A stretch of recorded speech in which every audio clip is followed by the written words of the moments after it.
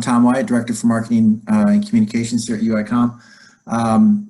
Thanks for joining us. I'll take my video on here, but we appreciate having Spencer Graham with Slack here. He has been a key partner with us as we've begun to launch Slack here at the college. And he's been with Slack for quite a while, knows all the ins and outs, and he's going to give us a bit of a Slack 101 tutorial here today.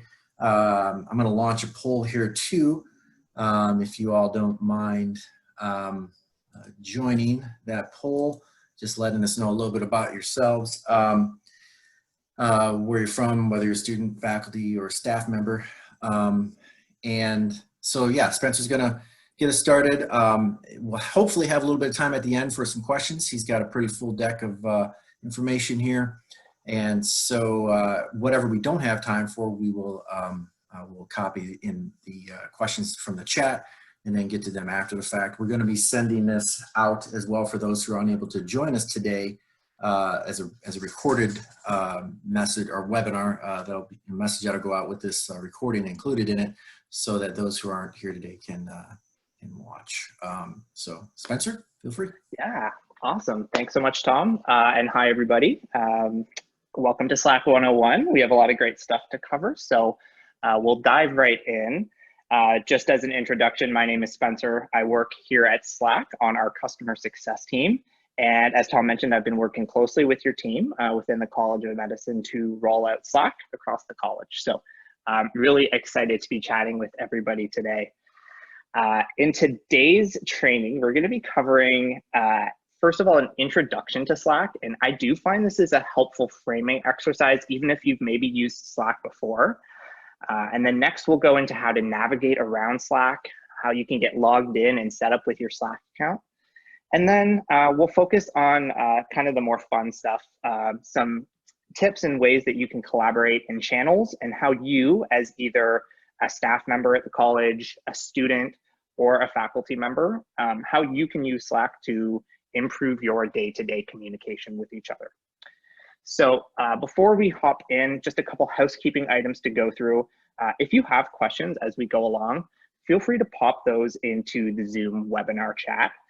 We'll try to save some time at the end, but since we have a lot of great stuff to go through, if you don't have a chance to post your question, you can always also head over to a channel on your Slack called Slack-help.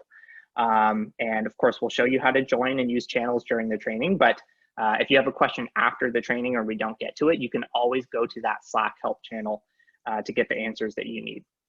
And then one additional tip, if it is a relatively straightforward question about what Slack can do, you might even just find it easier to use our Slack Help Center. We have tons of articles. Oftentimes, they're just a quick Google search away. And you also do have a Slack page for the College of Medicine with tips and FAQs specifically for you. So if you can go to it from that link there at the bottom right, or you can just quickly Google, UiComm Slack, and it will be the first result there. And we will be recording and posting this Slack 101 training there if you need to access it later. So without further ado, let's dive in, and we'll start with just our introduction to Slack. Let's see here, this poll keeps popping up. Okay, so what is Slack? At its core, Slack is a channel-based messaging platform, and our mission is to make people's working lives simpler, more pleasant, and more productive. So in a higher education context, work of course means the work of learning, the work of teaching and research, and of course all of the amazing administrative work that keeps the university going.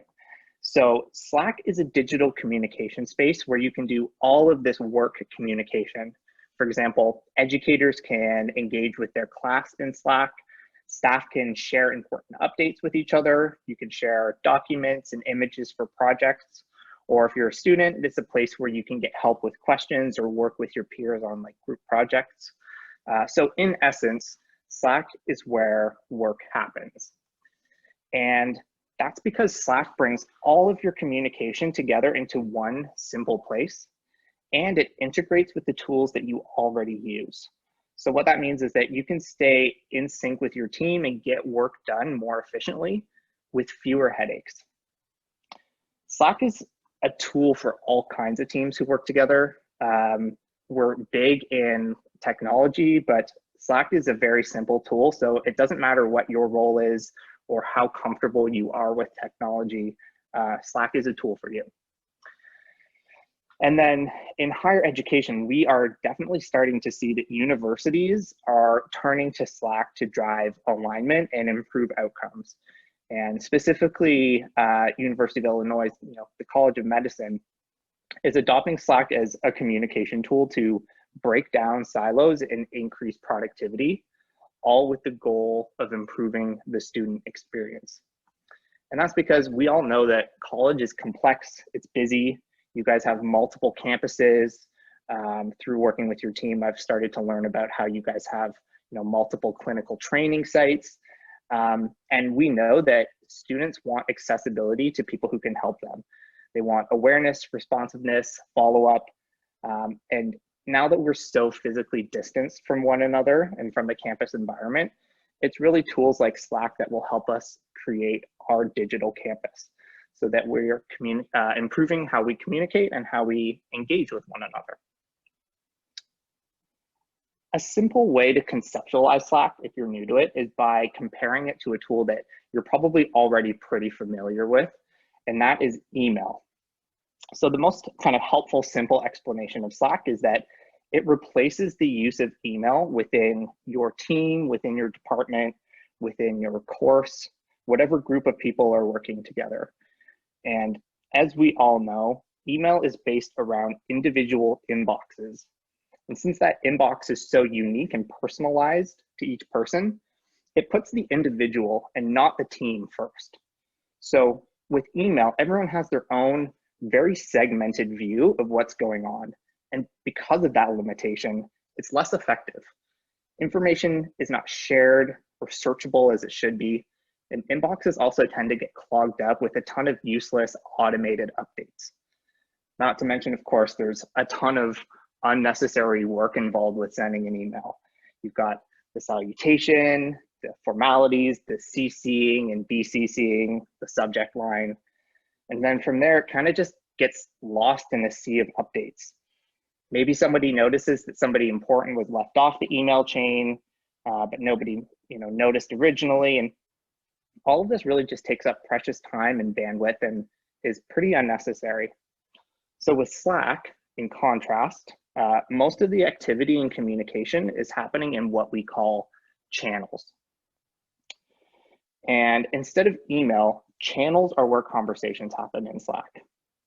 You can create channels for departments, projects, office locations, really anything you like. Channels ensure that you have the right audience for that specific topic. That way, the right people are always in the loop at the right time. So you don't have to worry so much about leaving people off email chains and CCing and confusion about who you should email with questions. It all happens in the channel. And then when you're new to a project or new to a team, all of that conversation history is right there in the channel, waiting for you to catch up. Slack also integrates with other software tools that you might already be using.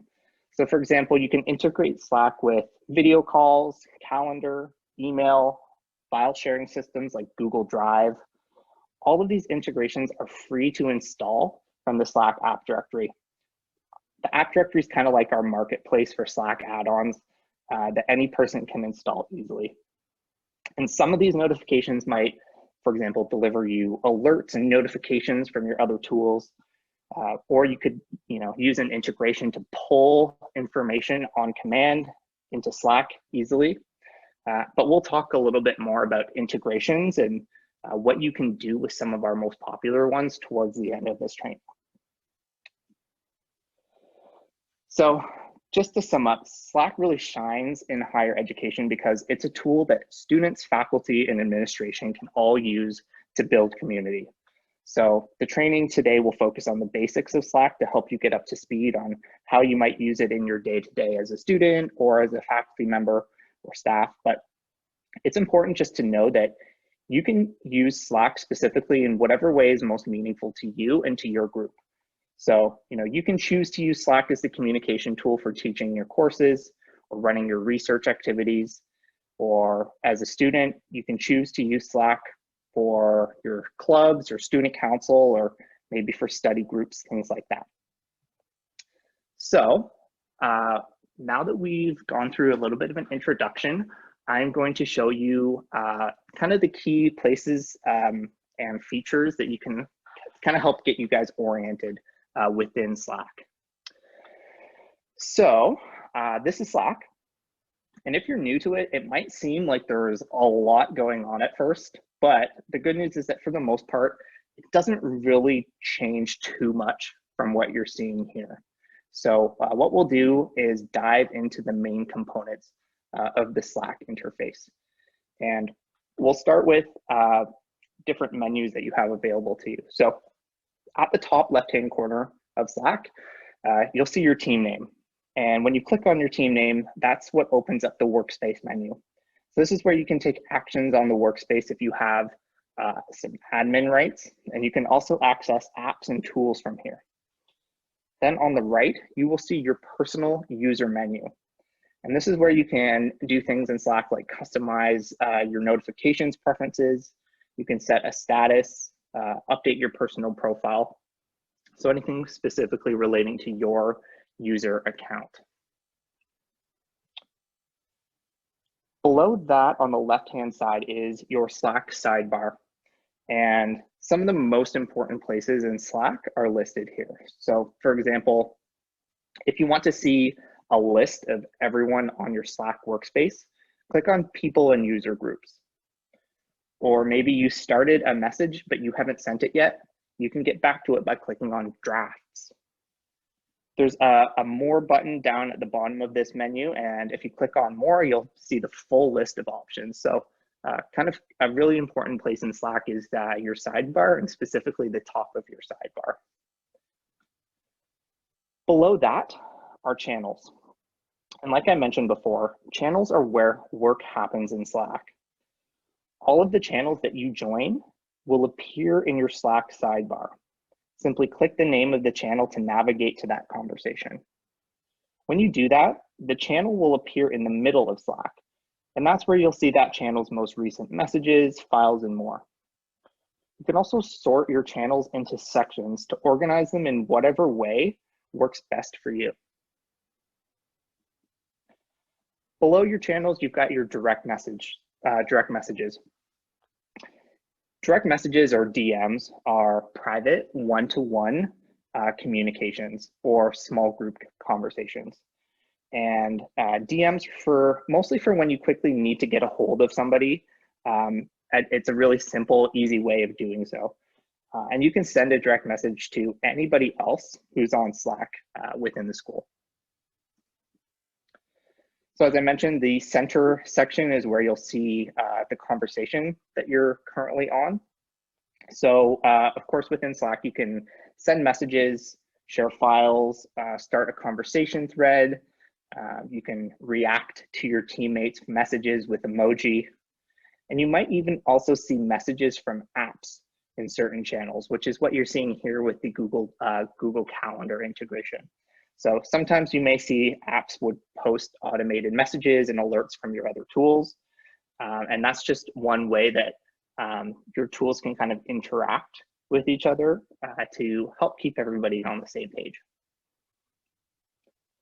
Okay. As you can imagine, the message box down at the bottom is where you type your messages that you're about to send and then hit enter to send them. You can also use this space at the bottom to upload files, format your message with things like bolding, italicizing. You can also use it to start a command as well. And we'll get into some of the easy commands that you can also get started with right away later on. Moving to the top of Slack is the search bar and navigation. And search allows you to find messages and files that you need whenever you need them. All messages and files shared in Slack are searchable, which means it's a really handy way of finding information that you need to use at any given point in time. It's kind of like doing a Google search of your organization. So if you have access to a file or message in Slack, you can very easily find it through the search bar at the top. You'll also see forward and backward buttons along the top bar there that will take you to your previous conversation or forward to your forward conversation history. So you can easily navigate through those messages at the top. Okay, last little bit. All channels will have a details pane on the right-hand side that you can easily pop open to read the purpose of the channel, see who else is a member of it. You can see what important files or messages have been pinned to the channel for easy reference. You can also use this section to start a video call from the channel details. So this is always kind of a pane that you can pop open for any conversation, just to get some more information on, what the channel is all about, who's the member or who's a member, so on and so forth. So that's your kind of view around the most important places that you'll see in Slack. And now that we've gone through that little tour, next let's talk about logging in and setting up your account. Okay, so the first thing that we actually recommend that you do is download the Slack app to your computer and to your mobile device. While you can always access Slack from a web browser, it's a lot better experience to use the desktop application if you're on your computer. And you can download the Slack desktop app from our website, slack.com/downloads. And we also highly recommend the mobile application as well. We have an app for iOS and for Android. And yeah, the mobile app's great. It's a really useful way to stay in the loop with what's going on your team, but if you're on the go. So all of our apps, both the desktop and mobile app, are of course free for you to download. Okay, next let's talk about logging into your specific Slack instance for the College of Medicine. So once you've downloaded the app, you'll be presented with a login screen. So that's where we'll start. Every company, every university or organization on Slack has their own Slack environment that you log into, and it's private just to the folks who are part of that company or university. So it is a private space. It's not accessible to the general public or anything like that. And if you haven't logged into the UI.com Slack before, and you're not sure what to type in, like what's your workspace, you can always start just by entering your email address, and Slack will send you a login email that you can launch right into Slack with. So if you're ever stuck, just know that you can type in your email address, and that's always kind of a fail-safe way to get logged into the right place. Alternatively, you can also, of course, log right into the College of Medicine's Slack Enterprise instance. And to do this, just type in uicom.enterprise.slack.com. And you will need to use your regular single sign-on credentials through the university's Shibboleth authentication platform. So once you've logged into uicom.enterprise.slack.com, you'll actually see a list of workspaces within the college that your specific user account is able to join. And I'll just mention there are a couple workspaces that you may have access to. So first of all, every member of the college, so all staff, faculty, and students, have access to the U of I College of Medicine workspace. So that's kind of like your main community workspace. It's where you'll see a lot of your general purpose channels. And it's really that, where the community can interact with one another, no matter who you are or what your role is. Also, if you're a faculty or staff member, so if you're employed by the university, you'll also have access to a faculty and staff only workspace, which is private just to staff and faculty within the college. So just remember though, if you're ever unsure about what Slack URL to join or what to do, it's no problem. You can always click on Find Your Workspace from the login screen, and Slack will, again, send you an email to help you get logged into the right workspace. Okay. So once you're in Slack for the first time, the first thing that you should do in Slack is update your user profile. And you can do this by clicking your profile picture at the top right-hand corner of Slack, and then click Edit Profile. So we strongly recommend that you add a profile photo. Preferably it's one like a headshot of your face. And that's just a really good way for people to be able to identify you in Slack. Next, make sure that your full name is correct. You can also add a display name. And in Slack, a display name is kind of like a username. It's a way that people can tag you in their messages to send you a notification. So most people just use their first name or maybe their first and last name as their display name. You might already have one set for you when you log in. So there's that. And then finally, make sure that you're filling out any custom profile fields that are specific to the college. So they might, your Slack admins may have added a number of other fields that you can easily fill out. And the last thing I'll just say on this is that a complete profile is really useful for getting to know your colleagues and getting to know your students better. And it also really helps you track down the right people on Slack as well. So definitely encourage you, as one of the first things that you do in Slack is fill out your Slack profile. Okay, next we'll talk about notifications. So you probably know that Slack is a pretty powerful tool for staying up to date on what's going on, but you also don't need to be notified 24/7.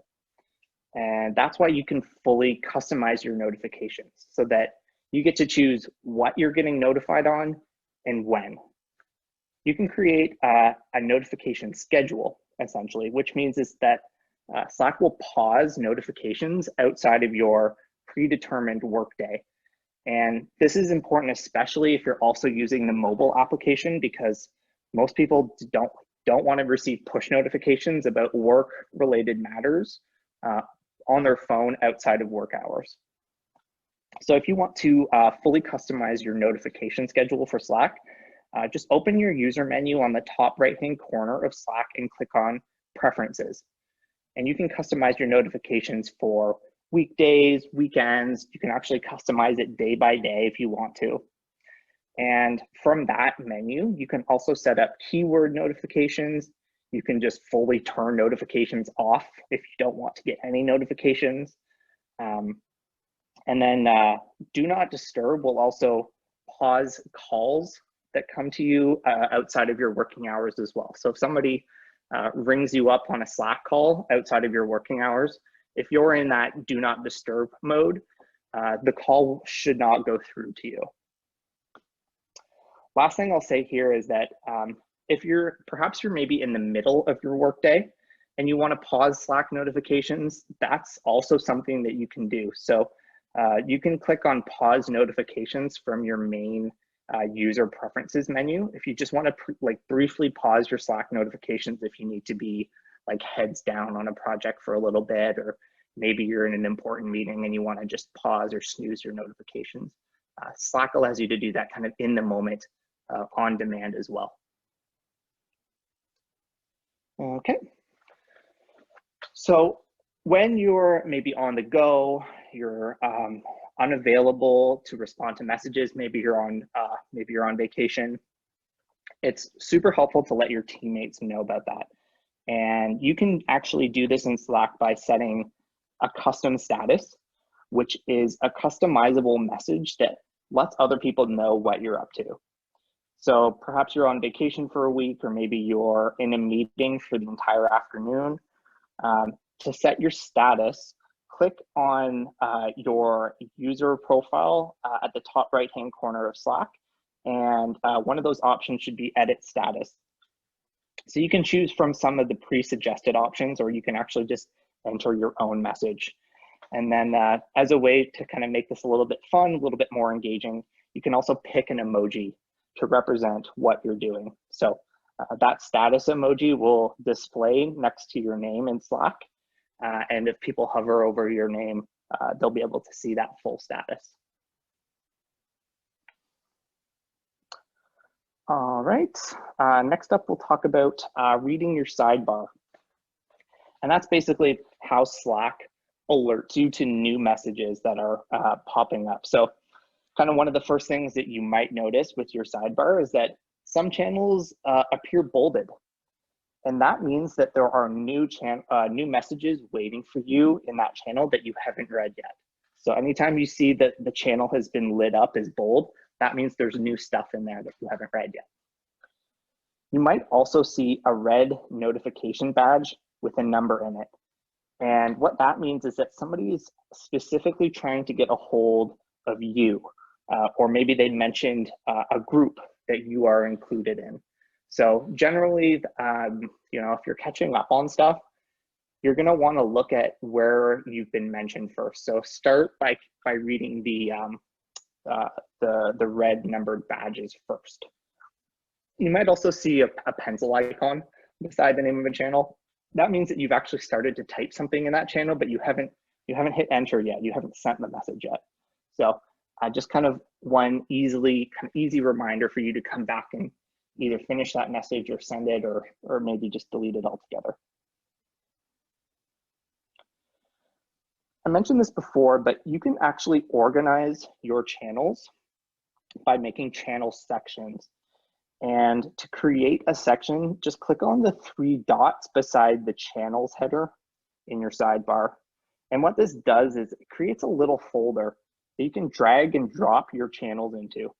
You can expand or collapse the folder to save space in your sidebar. So once you've joined a few channels, just take a moment. That's what we'd recommend you do, is maybe just take a moment and organize your channels in whatever way works best for you. Okay, the last topic in this section is saved items. So in Slack, you can save messages and files essentially to bookmark them and reference them or come back to them at a later point. So if you ever want to save a message for later, just hover over that message or file, and in the little menu that pops up, click on Save. Then if you want to view any messages or files that you've saved, just click on Saved Items, and that's in your left-hand sidebar there. So again, an easy way to kind of bookmark important messages and files so that you can come back to them more easily. All right, cool. Doing really great so far. I might just check to see how if people are asking questions, or if maybe there's something that's not making sense. Looks like folks are asking, and Doug is helping out. Thank you so much, Doug and Tom.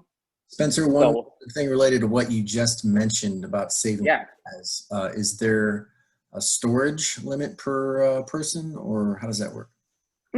That's a good question. I don't think there is a limit. And if there is, it's high enough that I have not come across it in the last 4.5 years of working at Slack. So I think that the general guidance would be save messages and files to your heart's delight.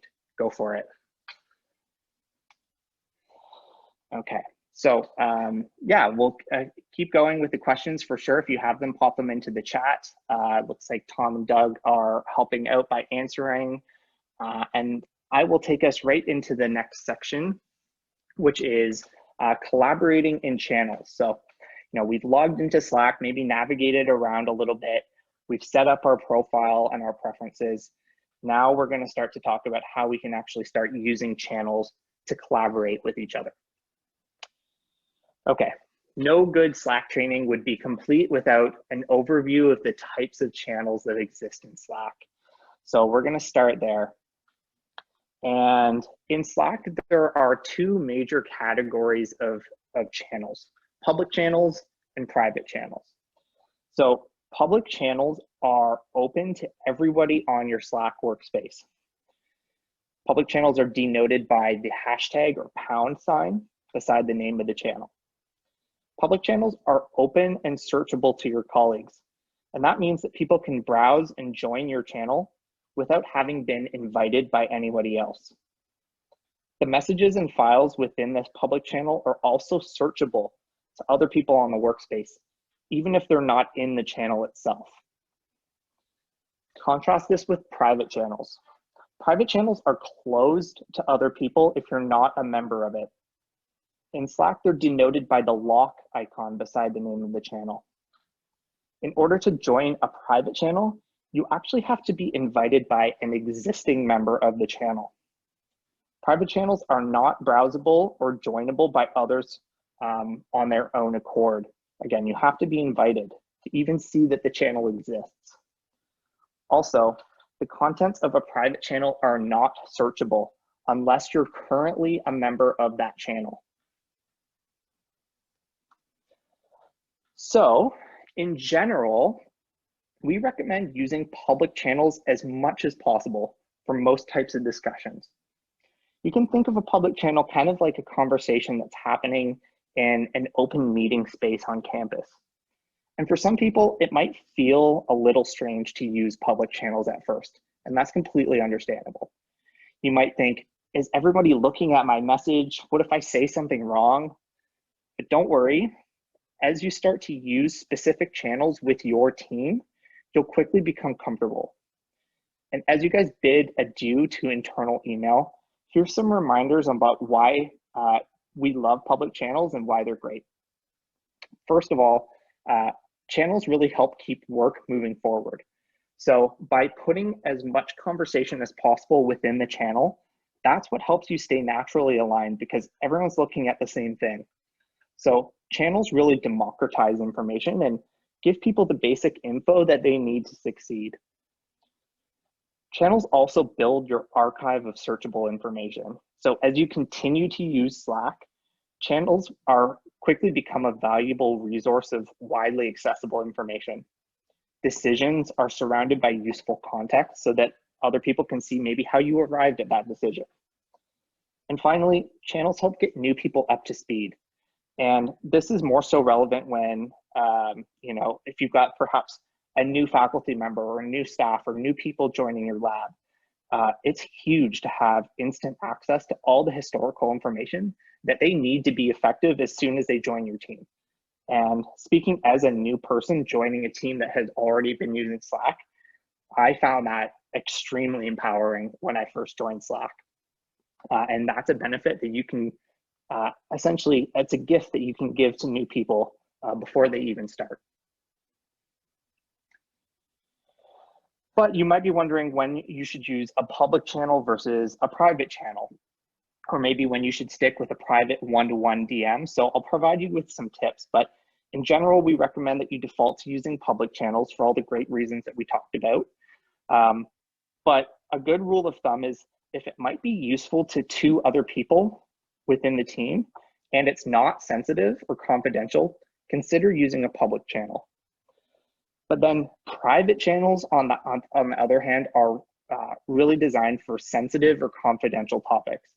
So, for example, a private channel might be good for students to work on group projects together, or outside of a course, perhaps you would use a private channel for sensitive work or sensitive research projects, or maybe for conversations that have an HR or management nature to them. We find that most HR teams do a lot of their work in private channels, and that's totally, that makes a lot of sense. So if it's a private topic, confidential, sensitive topic, that's where you would want to go with a private channel.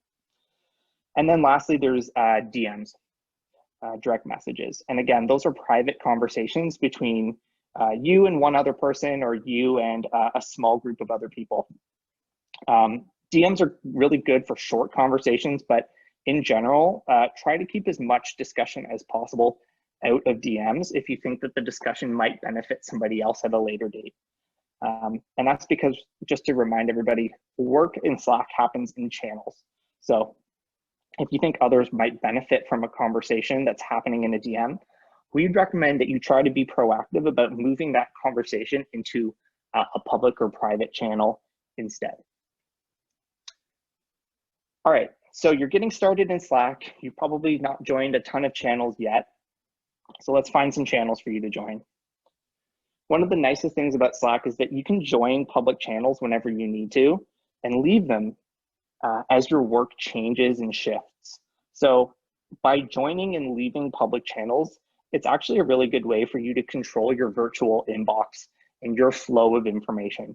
So you should feel empowered to join and leave public channels as necessary. That's just what you do in Slack.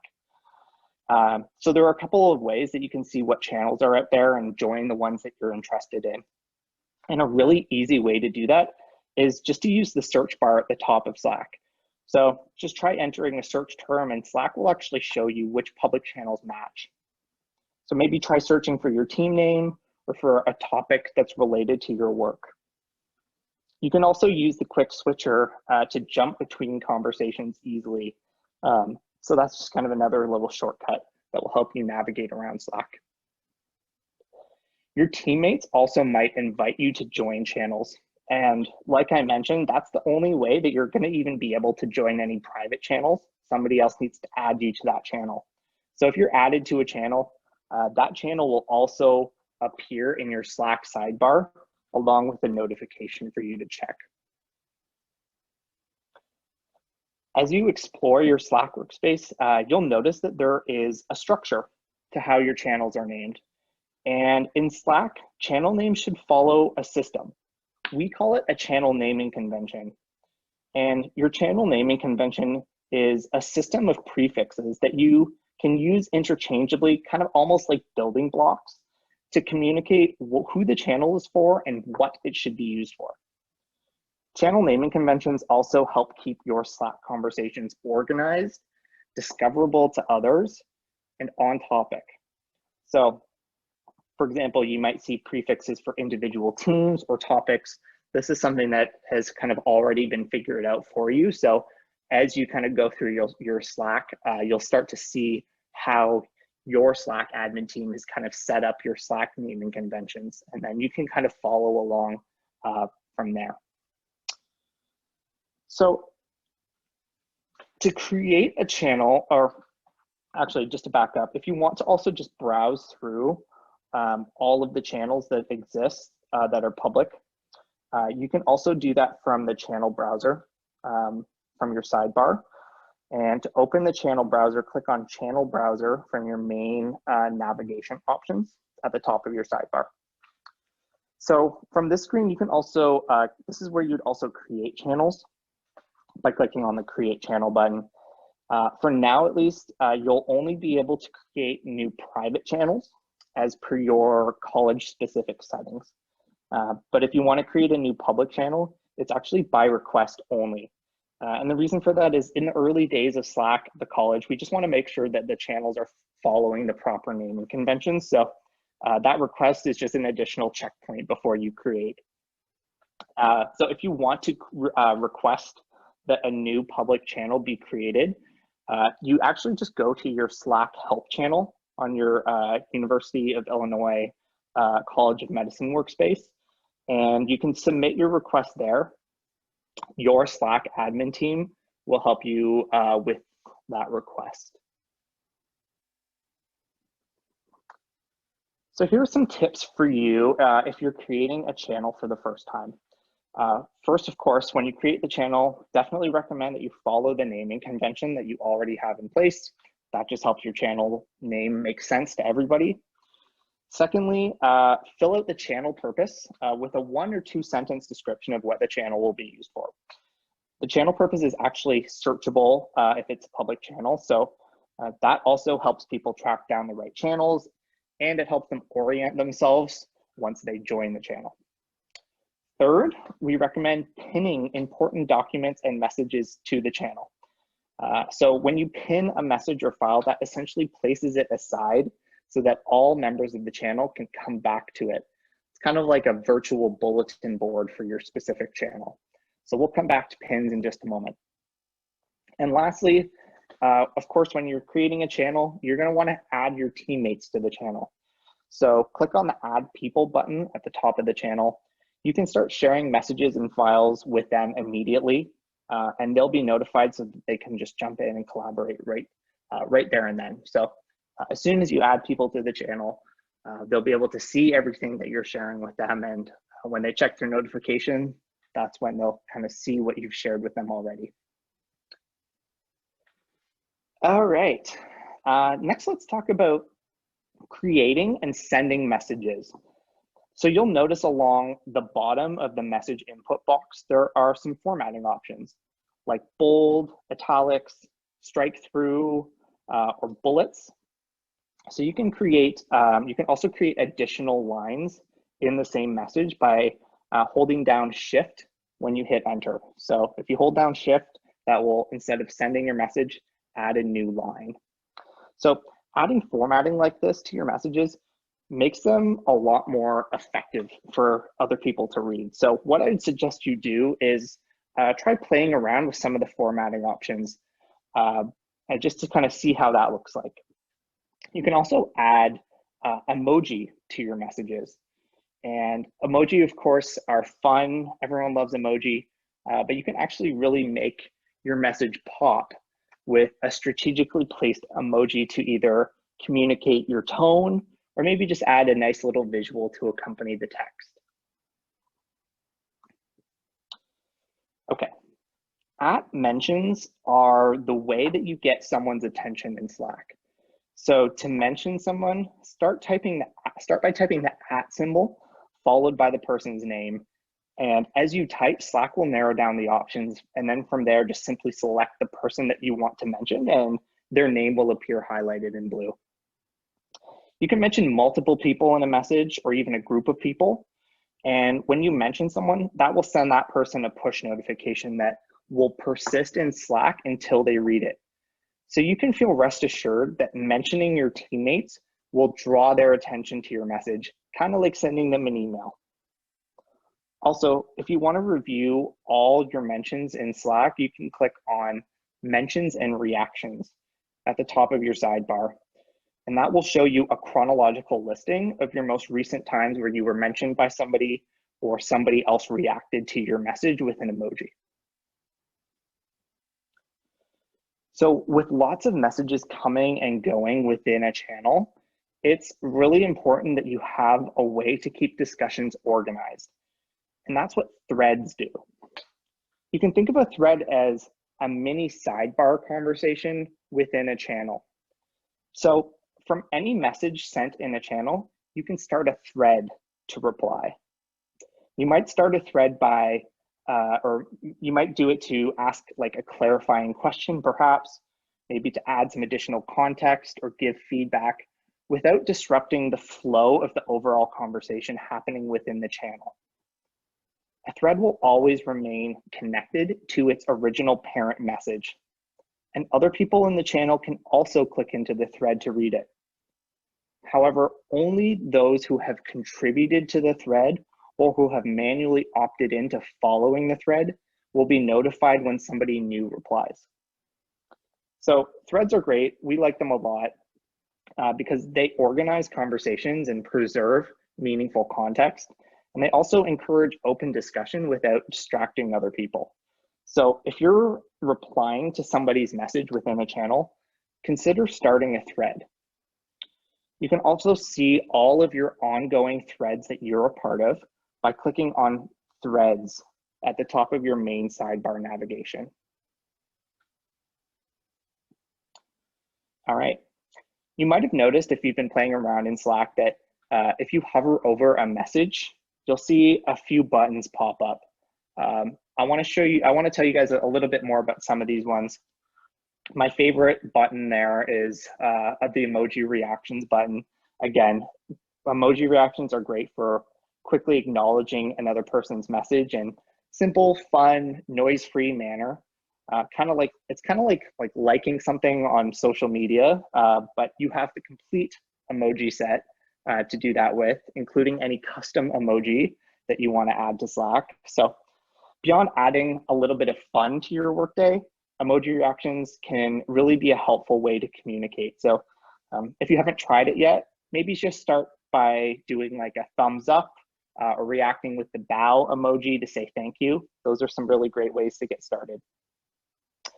The message actions menu also has a few other helpful actions.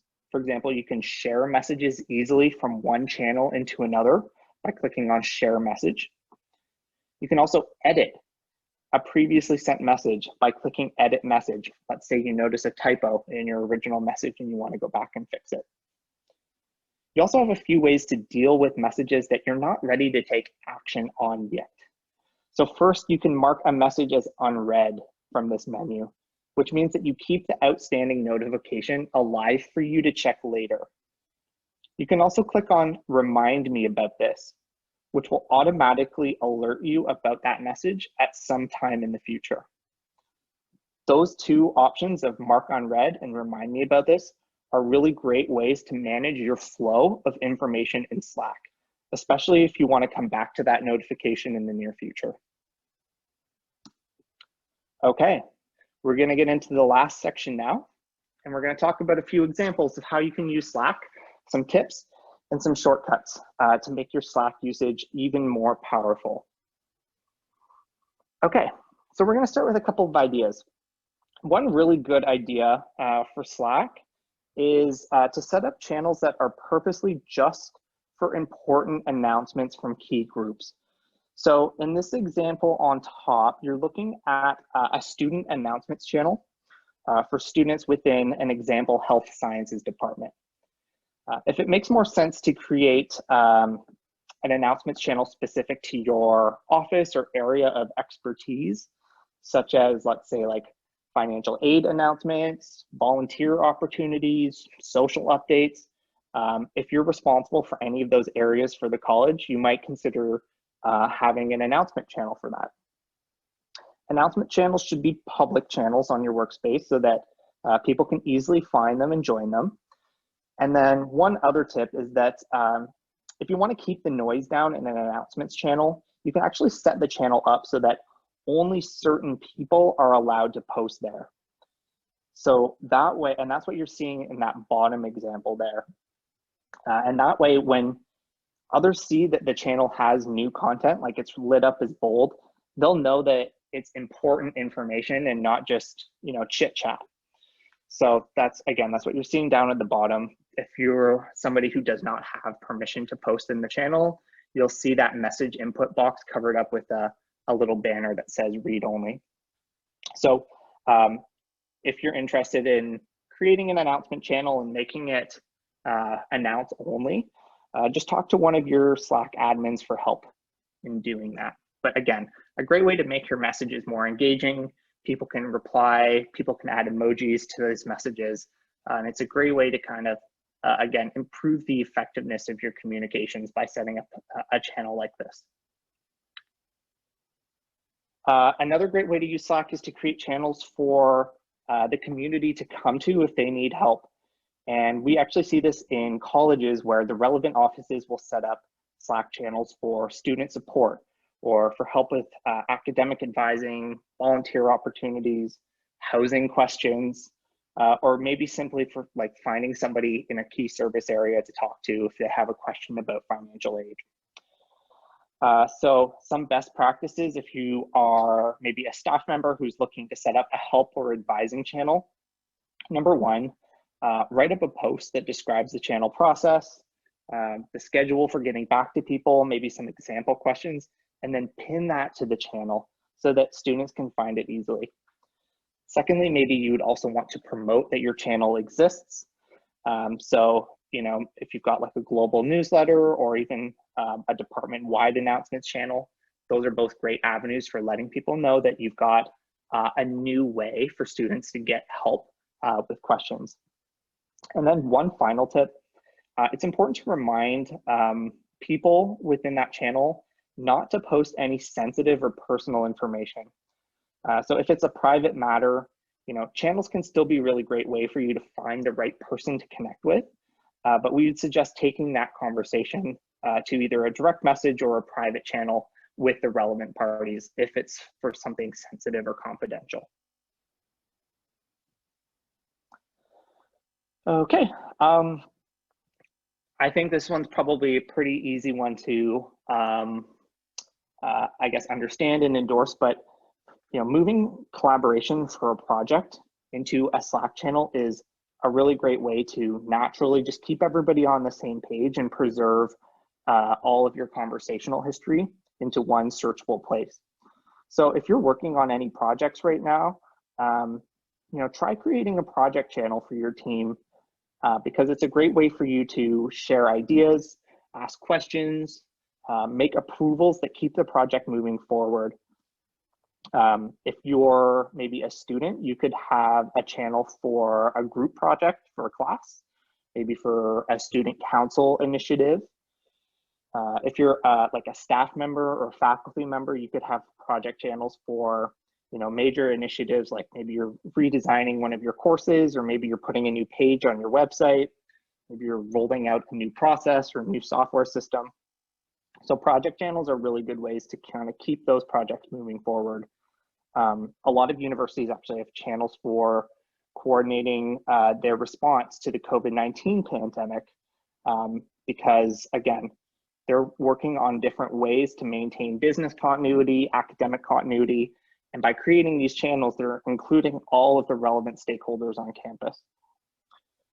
So Slack and projects is kind of a match made in heaven. All right. While we're on the topic of projects, I thought that now would be a good time to introduce you to some of the add-ons and plugins that you can add to Slack. So a big tool in higher ed, of course, is Google Drive. And we'll talk about that one a little bit, but essentially setting up this integration is super straightforward. It's as easy as copying and pasting a link to one of your Google Drive files right into Slack.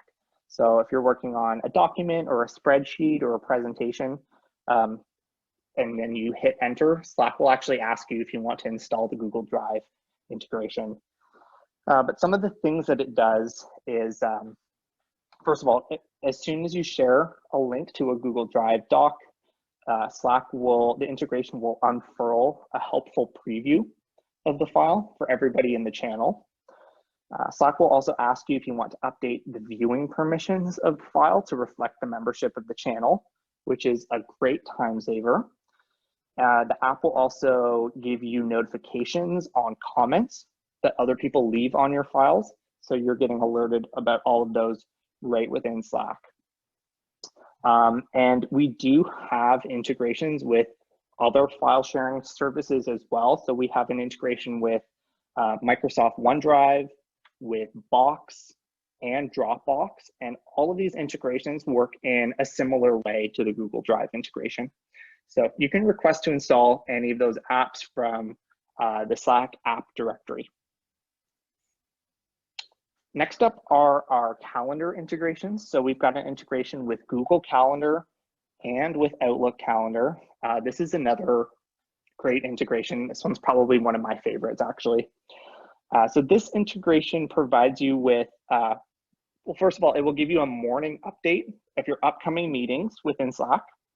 It will also update your Slack status to in a meeting while you're in a meeting. So it kind of automatically is updating your Slack status to reflect your calendar, which is pretty cool. You can also RSVP and join virtual meetings like a Zoom meeting right from Slack using this integration. So again, to get started, you just have to authorize the integration and connect it with your work calendar. It just takes a few seconds to do that though. And of course, sometimes you just need to quickly hop onto a call to discuss something. So with our Zoom integration, you can quickly spin up and hop into a Zoom call right from any conversation within Slack. So try connecting your account and then trying out this integration by typing /Zoom in a direct message with a coworker and then hit enter. And this will actually create a Zoom call that you can both click into right from Slack, which is pretty cool. And we do have a similar integration with Microsoft Teams calls and WebEx and a number of other different calling tools if you'd rather use those. So again, to authorize any of these integrations with your Slack account, just scroll down to the apps header in your Slack sidebar.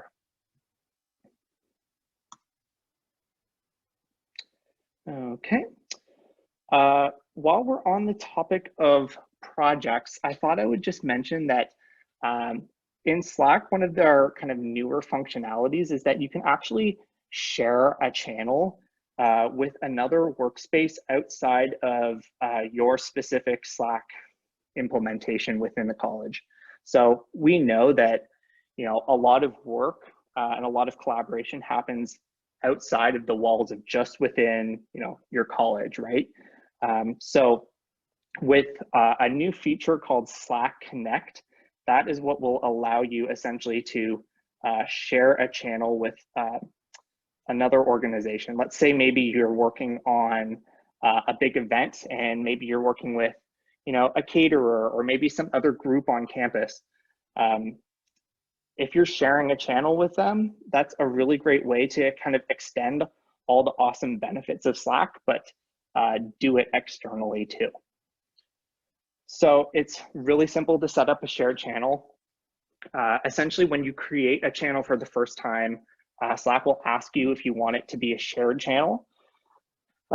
If you click yes, that'll either give you a place to add the external person's email address, or it'll give you a link that you can then share with the external party.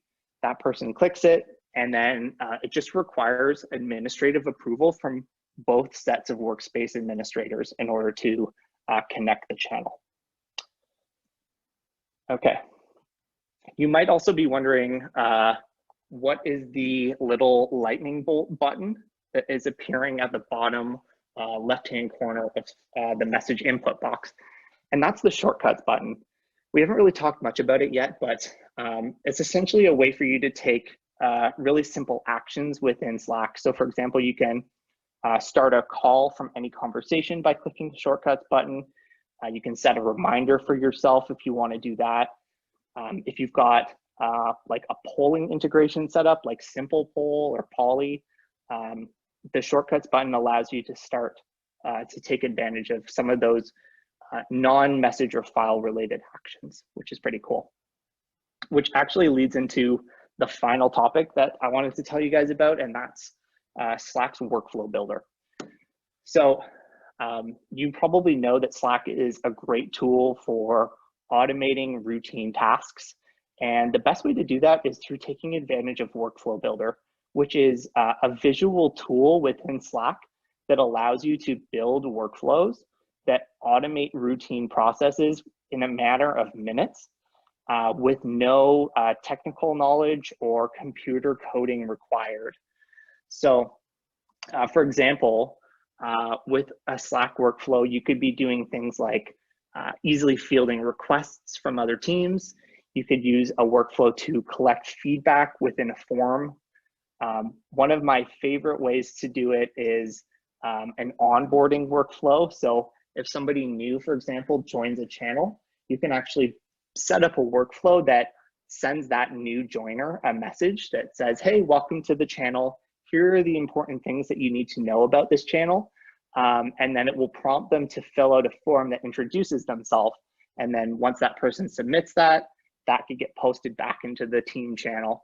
So you can do a lot of really cool things like, again, making requests easier, making feedback a lot easier, onboarding processes. These are all really great, simple ways that you can start to use Slack to streamline the flow of information within your team or maybe across teams. So if you want to try your hand at building a workflow, you can do that from by clicking your team name at the top left-hand corner of Slack, and then tools. And one of those tools is Workflow Builder. And once you pop it open, Slack will actually suggest some workflow templates. So you don't even need to start from scratch by building step by step. So I'd recommend checking out the templates there to see if any of them kind of match approximately what you're trying to do.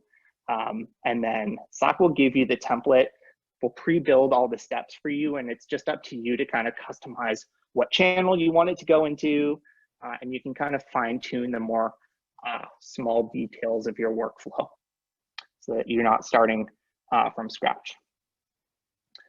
So that was the final topic, and I know that we were right on time, so I'm happy to stick around for another few minutes to answer people's questions if they want to. But again, I'll just give a couple more shout outs to the Slack Help Center if you have questions, as well as your Slack for the University of Illinois College of Medicine webpage, which is at that link below. And I believe that's where we will be uploading this Slack 101 training for you as well. But really appreciate everyone's time today. If you have to go, feel free to hop off. In the meantime, maybe I'll pop open that Q&A to see if there are any maybe tough questions that the Slack admins on your side weren't able to get to. But again, thank you so much for your time and attention today. Thanks, Spencer. We appreciate it. Very helpful information. We've got, if anyone wants to hang on, it is 401, but there are a couple questions in there that you might have some answers to. I think one of them is there's some interest around the Outlook integration. I think there was a question, let's see, Slack for Outlook. Can we move a shared inbox to Slack? A shared email address. Yeah, probably. It depends on what you're using that shared inbox for. But one great thing that you might be able to get started with is you can actually set up auto forwarding. So let's say you have a shared inbox for certain types of questions. You can actually have that set up so that it's automatically forwarding all of those incoming emails into a channel that then you and your team can look after and use. And so I've seen teams use it in a number of different ways. One way is just to easily kind of triage, oh, I've got this one, I've got this one, just so that you're kind of in sync with each other and saving time. Another way to use it is like, if the message comes into the email inbox, you could even then, continue to work with whoever sent that email, provided it comes from within the college. So you can actually move from email into a more Slack forward way of working. And again, automating that email forwarding into a channel is a really good first step. Great. Hopefully that made sense. Another question just popped in. Can you add multiple Google calendars? Patrick was saying he could only see a way to choose a single account. Yeah, I think that you should be able to do that. I would say get started with the first one. I believe probably from the integration page, you probably want to install a new Google Calendar configuration for each calendar. But there should be a way for you to do that. One other thing I'll just point out is that if you're using a calendar for like team events, we actually do have a separate integration for that. I believe it's called Google Calendar for team events. So that might be a more useful choice for you, Patrick.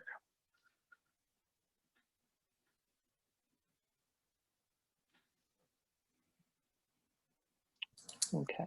Okay. Yeah, I don't know. I'm trying to skim through the chat to see if there are any others. We answered many of the questions in the Q&A, and those should be available for people to see there. Yeah, lots of great chat.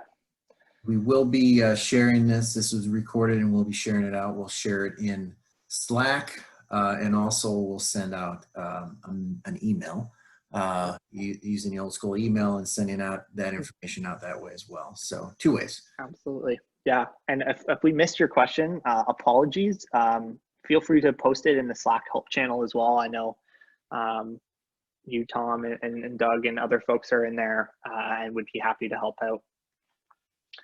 And feel free to flag any of those tough ones for me if you guys don't know the answer. Yeah, you're the expert, so we're all still learning, and we appreciate your insight and knowledge and help. Absolutely, more than happy to. So I guess with that, maybe we'll leave it there. Again, for any folks who are still on, thanks so much for joining, and have a great rest of your week. Great, thank you, Spencer. Thank you all for joining.